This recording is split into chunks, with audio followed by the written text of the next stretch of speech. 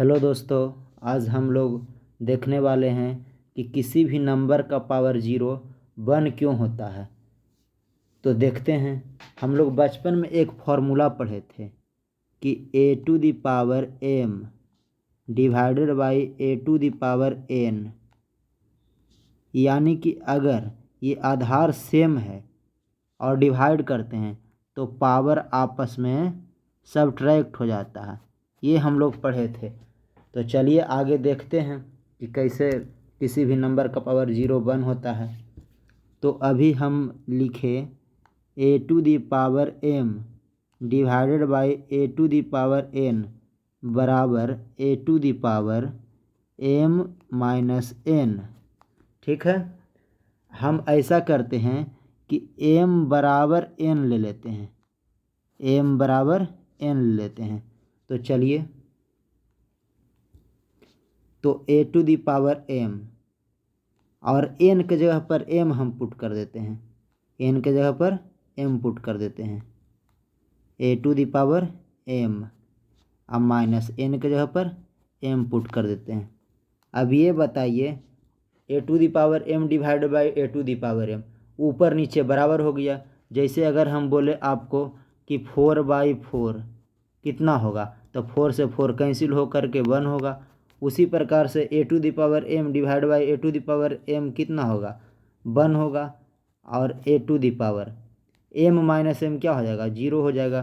तो इस प्रकार से यहाँ से आ गया a to the power 0 equal to 1। तो हम कह सकते हैं कि किसी भी नंबर का पावर 0 1 होता है।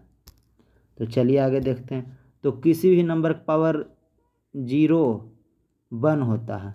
ठीक है, चाहे ये ए के जगह पर कोई निगेटिव नंबर हो, कोई पॉजिटिव हो, है ना, कोई फ्रैक्शनल में हो, या फिर कोई डेसिमल नंबर हो, या कोई इरेशनल नंबर हो, कोई भी नंबर हो, बस सिर्फ एक चीज़ का ध्यान देना है, एक कभी 0 नहीं होना चाहिए बस। और कोई भी नंबर हो, क्यों ना पाई हो, पाई का पावर 0 1 होगा बस। ये एक कोई भी रियल नंबर हो सकता है, रियल नंबर ले सकते हैं, बस इसे 0 नहीं होना चाहिए।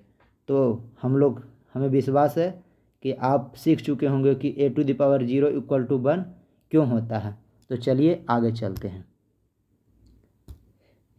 इनको तो आप पहचान ही रहे होंगे, ये हमारे बहुत ही बड़े गणितज्ञ आर्यभट्ट हैं। इन्होंने 0 के बारे में बताया था। आज ऐसा समय है कि इन्होंने 0 के बारे में बताया है, और ऐसा स्थिति में हम पहुँचे कि किसी भी नंबर का पावर 0 1 होता है। तो एक समय के लिए हम लोग आर्यभट्ट को अगर कोई नंबर कंसीडर कर लें एक्सेप्ट 0 और उनका पावर 0 लगा दें, तो रिजल्ट मेरा 1 होगा। ठीक है, चलिए नेक्स्ट देखते हैं।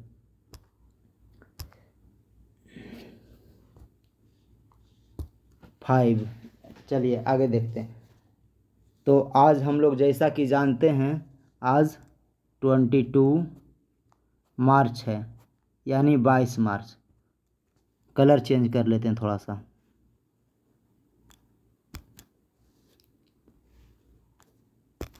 हाँ, तो आज 22 मार्च है। 22 मार्च को हम लोग बिहार दिवस के रूप में मनाते हैं। तो चलिए बिहार के बारे में थोड़ा सा जानते हैं। तो बिहार के थोड़े से चौहद्दी के बारे में सबसे पहले जानते हैं। तो बिहार के उत्तर में हम लोग जानते होंगे कि नेपाल एक देश है, और दक्षिण में बिहार से झारखंड लगता है,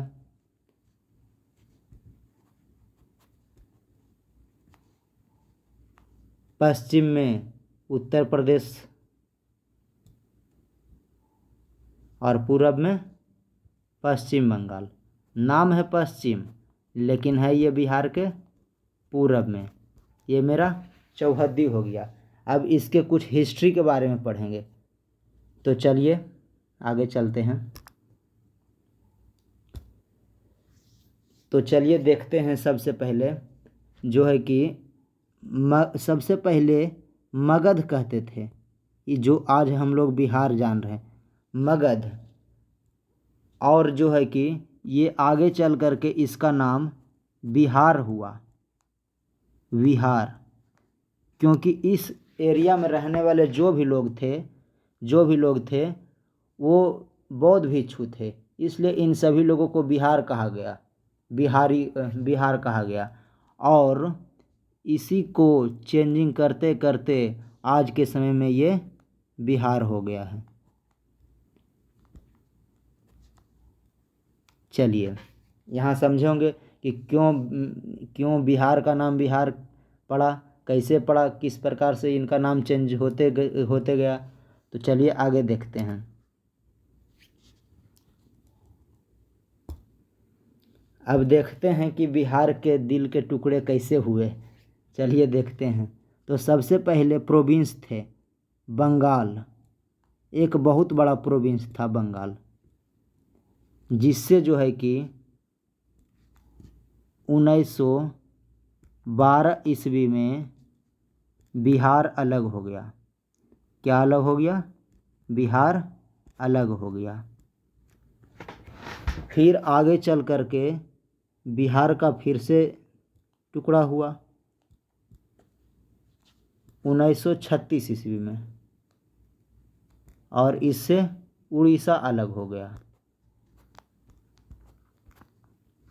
उसके बाद फिर से बिहार, उड़ीसा के अलग होने के बाद जो बचा बिहार है, 2000 ईस्वी में झारखंड एक अलग राज्य का निर्माण हो गया इनसे अलग। तो देखिए सर्वप्रथम बंगाल में सभी थे, जो आज झारखंड देखते हैं, उड़ीसा देखते हैं, बहुत बड़ा प्रोविंस था। तो 1912 ईस्वी में सर्वप्रथम बिहार को अलग, 22 मार्च 1912 को अलग राज्य का दर्जा मिला, है ना। और इसी प्रकार से टुकड़ा होते गया। उसके बाद उड़ीसा इनसे अलग हुआ, और 15 मार्च 2000 ईस्वी को झारखंड इससे अलग हुआ। ये कुछ फैक्चुअल बातें थी। चलिए आगे देखते हैं। हाँ, हमें अपने बिहार राज्य पर गर्व करनी चाहिए कि यहाँ बहुत सारे लोग आए, जैसे उसमें से गौतम बुद्ध हैं, जिनको भी ज्ञान की प्राप्ति हमारे बोधगया में हुई, जो हमारे बिहार में ही स्थित है। इसलिए हमें बिहारी होने पर गर्व करनी चाहिए।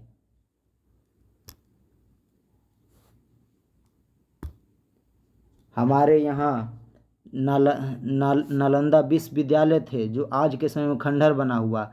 उस समय में पहले जो है कि बहुत ही दूर दूर से विदेशी लोग यहाँ अध्ययन के लिए, ज्ञान प्राप्ति के लिए आते थे। तो हमारा बिहार का नाम बहुत पहले से ही है। इस प्रकार से हमें बिहारी होने पर भी गर्व होनी चाहिए। वो अलग बात है कि बाद में आकर के कुछ आक्रमणकारी जैसे बख्तियार खिलजी, इन सब लोगों ने विध्वंस किया।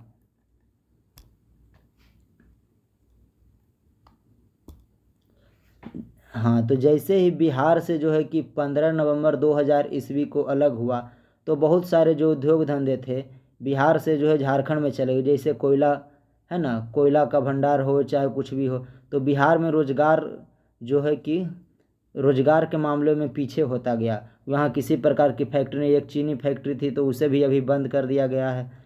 तो सरकार को करनी चाहिए कि कंपनियां यहाँ पे आनी चाहिए, उसके लिए सरकार को कुछ सोचनी चाहिए। अलग बात है हमारी आर्थिक स्थिति उतनी अन्य राज्यों की तुलना में ज़्यादा नहीं है, फिर भी केंद्र सरकार को भी ध्यान देनी चाहिए, विशेष राज्य का दर्जा देनी चाहिए। और जैसा कि हमारे APJ अब्दुल कलाम पूर्व राष्ट्रपति ने बोला था कभी कि बिहार के विकास के बिना भारत का विकास संभव नहीं है। जब तक कि बिहार विकास नहीं होगा तब तक भारत का विकास संभव नहीं है। लगभग अभी 14 करोड़ के लगभग आबादी है बिहार का। तो बताइए, जब इतने लोग पीछे रह जाएंगे तो किसी देश के बारे में विकसित कहना सही है या गलत, आप ही बताइए। और आज बिहार दिवस के साथ साथ आज वर्ल्ड वाटर डे भी है। जैसा कि हम लोग जानते हैं कि पूरे अर्थ पर 3/4 लगभग 75% के करीब वाटर है, लेकिन आप लोग को जानकर यह आश्चर्यचकित होंगे कि जो पीने योग्य पानी है 1% से भी कम है। तो हमें इन वाटर को जो है कि सही से यूज करनी चाहिए, खुला नल नहीं छोड़नी चाहिए।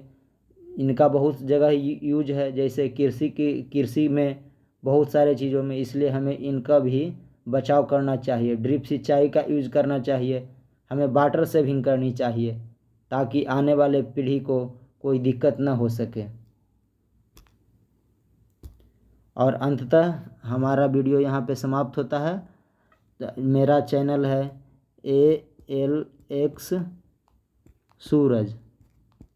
आप ज़्यादा से ज़्यादा लोगों को चैनल सब्सक्राइब करने को बोलें, वीडियो को पूरा देखें, अच्छा लगे तो लाइक करें, कमेंट करें और ऐसे ही वीडियो पाने के लिए हमसे जुड़े रहें। Thank you.